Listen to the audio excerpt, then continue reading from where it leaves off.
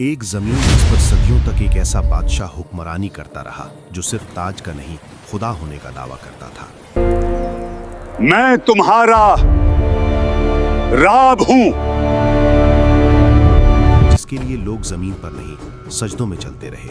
और फिर एक ऐसी रात जब उस बादशाह की नींद एक ख्वाब ने छीन ली और जब मौत उसके सामने आई तो वो पानी की एक बूंद का भी मुकाबला न कर सका। अल्लाह ने उसके जिस्म को जमीन में दफन होने से भी रोक लिया और क़यामत तक उसको इबरत का निशान बना दिया। मिस्र उस दौर का सबसे ताकतवर मुल्क, नील के किनारे बसे शहर जहां फसलें सोना उगलती थीं, बाजार भरे हुए, महल पत्थर के नहीं गुरूर के बने हुए, और इन सब के बीच एक शख्स फिरौन। उसका हुक्म सिर्फ कानून नहीं था, अकीदा था। लोग सिर्फ उसकी बात नहीं मानते थे, उसकी बात पर ईमान रखते थे। वो कहता था, मैं तुम्हारा सबसे बड़ा राब हूं। मैं तुम्हारा सबसे बड़ा रब हूं। और मिस्र खामोश रहता था। इसी मिस्र में एक कौम असीब थी जो रोशनी नहीं देखती थी, बानी इसराइल। उनके घर अलग थे, उनका लिबास अलग, उनकी जिंदगी अलग। नहीं, गुलाम बना दिया गया था। उनके मर्द सुबह से शाम तक पत्थर उठाते, महल तामीर करते और रात को थके हुए गिर जाते। उनकी औरतें सिर्फ इसलिए जिंदा रखी जाती थीं ताकि गुलामी का सिलसिला चलता रहे। फिरौन ने जानबूझकर उस कौम को कमजोर रखा, क्योंकि जो कौम कमजोर हो वो कभी तख्त को नहीं हिला सकती। तफसीर इब्ने कसीर के मुताबिक एक रात फिरौन ने ख्वाब देखा कि बैतुल मुक़द्दस की तरफ से एक आग निकली जो मिस्र के घरों को जला रही है, मगर बनी इसराइल के घर महफूज हैं। फिरौन घबरा कर उठ बैठा।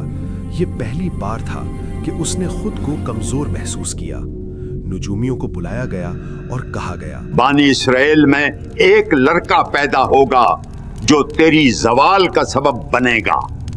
यहीं से फिरौन का गुरूर खौफ में बदलने लगा।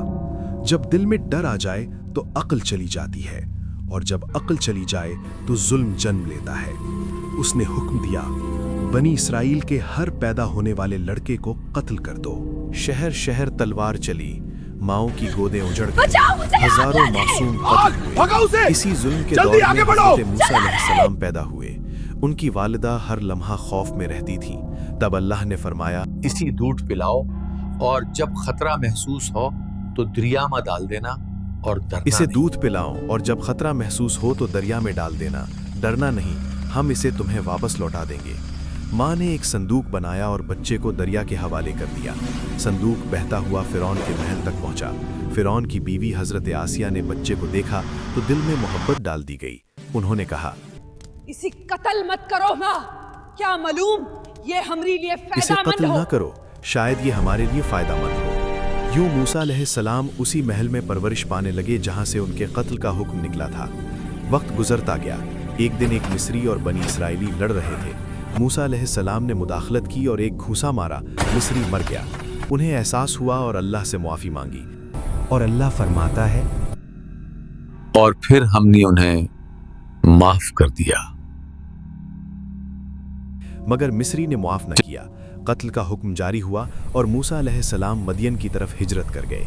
हजरत मूसा अलैहिस्सलाम ने पीछे मुड़कर नहीं देखा, ना माल ना सामान, सिर्फ यकीन। अल्लाह फरमाता है, वो दर और उम्मीद के दरमियान शहर से निकल गए।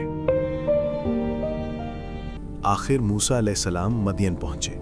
शहर के बाहर एक कुआं जहां मर्द जानवरों को पानी पिला रहे थे और दूर दो लड़कियां खामोशी से खड़ी थीं। मूसा अलैहिस्सलाम ने पूछा, आप दोनों कुएं से पानी क्यों नहीं ले रही? उन्होंने कहा, हम इंतज़ार करते हैं कि जब तक मर्द चले न जाएं और हमारे वालिद बहुत बूढ़े हैं। मूसा अलैहिस्सलाम आगे बढ़े अकेले और उनके जानवरों को पानी पिलाया और वहां से चले गए। थोड़ी देर बाद वो लड़की उनके पास आई और कहा, मेरे वालिद साहब आपको बुला रहे हैं। वहाँ हज़रत शुएब अलैहिस्सलाम से मुलाकात हुई, उनकी बेटी से निकाह हुआ और 10 साल खिदमत में गुजारे। मिस्र का शहजादा अब चरवाहा था और अल्लाह यहीं से नबी बनाता है। जब मुद्दत पूरी हुई, हज़रत मूसा अलैहिस्सलाम अपनी बीवी के साथ मिस्र रवाना हुए। फिर जब वापस मिस्र की तरफ रवाना हुए तो कोहे तूर पर वो अजीम लम्हा आया। ए मूसा, मैं ही तुम्हारा रब हूँ, फिरौन के पास जाओ, वो सरकश हो चुका है। मूसा और हारून अलैहिमुस्सलाम फिरौन के दरबार पहुंचे। फिरौन अपनी तकब्बुर भरी मुस्कुराहट के साथ कहता है, तुम्हारा रब कौन है? मूसा अलैहिस्सलाम ने जवाब दिया, मेरा रब वही है जो जिंदगी और मौत देता है। जादूगरों से मुकाबला हुआ। मिस्र के सबसे बड़े जादूगर बुलाए गए। रस्सी फेंकी और लोगों को सांप दिखने लगे। लोगों का दिल कांप गया, लेकिन मूसा अलैहिस्सलाम ने सिर्फ लाठी उठाई। मूसा की लाठी हकीकी अज़दहा बन गई और जादू निकल गई। जादूगर सजदे में गिर गए, मगर फिरौन का गुरूर न टूटा। मैं तुम्हारा रब हूं। फिर अल्लाह के अजाब नाजिल हुए। तूफान। जब तूफान गया और लोग समझे थोड़ा सा सुकून मिल सकता है, तो फिर एक और निशानी आई। जराद, अजाब का एक दल जिसने जमीन की हर हरी चीज को खा लिया। एक और अजाब भेजा गया। कुंबल लोगों के जिस्म पर चिपक गया और हर चीज को परेशान करता गया। हर पल याद दिलाता था ये कुदरत अल्लाह की तरफ से है। और फिर एक और निशानी आई, जब हर कोने से मेंढक निकलना शुरू हुए। ये कोई आम मौसम की तब्दीली नहीं, लफ्जों के बिना आवाज लेने वाला अजाब था। पांचवा अजाब। मिस्र का पानी लाल हो गया, पानी गंदगी से भरा हुआ। और फिरौन फिर कहता, ये सब मूसा का जादू है। टिड्डियां, चूहे, मेंढक, खून आलूद पानी, मगर वो फिर भी न माना। आखिर हुक्म हुआ कि बनी इसराइल को लेकर रातों रात निकल जाओ। वो समंदर के किनारे पहुंचे। आगे पानी और पीछे फिरौन का लश्कर। मूसा अलैहिस्सलाम ने कहा, हरगिज नहीं, मेरा रब मेरे साथ है। अल्लाह ने हजरत मूसा अलैहिस्सलाम को हुक्म दिया, अपनी लाठी से पानी को मारो। लाठी मारी गई, समंदर दो हिस्सों में बट गया। ये अल्लाह का मुआवजा है। फिरौन और उसकी फौज ने वो रास्ता देखा, फिर भी उसने कहा, ये हम भी कर सकते हैं। घमंड इतना गहरा था कि हक बताने वाली निशानियों के बावजूद भी वो मान नहीं रहा था। जब बनी इसराइल का आखिरी शख्स भी समंदर के बीच गुजर गया, अल्लाह ने हुक्म दिया, पानी दोबारा मिलकर समंदर को बंद कर दो।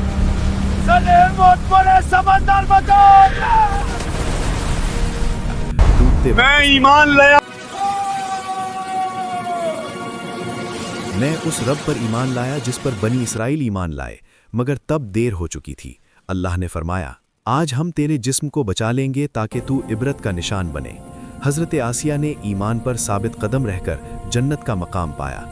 ये वाक़या बताता है कि दुनिया का सबसे बड़ा गुरूर दूसरा भी हिस्सा भी एक सुनना लम्हे में चाहते मिट हैं? जाता है। अगर आपको ये वाक़या पसंद आया कमेंट में अल्लाह अकबर जरूर लिखिए।